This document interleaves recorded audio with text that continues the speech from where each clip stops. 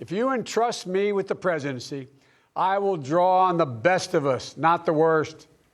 I will be an ally of the light, not the darkness. Former Vice President Joe Biden struck a fiercely determined tone, moving between his vision going forward and his criticisms of the president, particularly the response to COVID-19 and national security issues. The tragedy of where we are today is it didn't have to be this bad.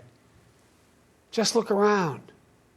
It's not this bad in Canada or Europe or Japan. Under President Biden, America will not turn a blind eye to Russian bounties on the heads of American soldiers. In the end, Biden framed this election as a historic inflection point.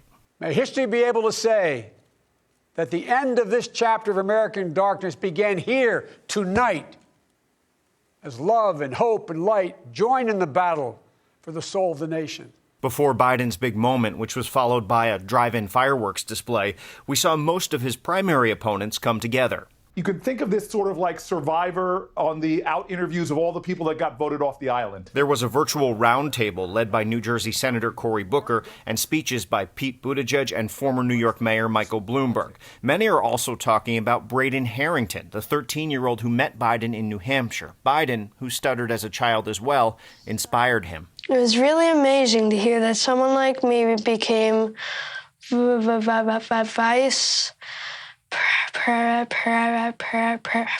president.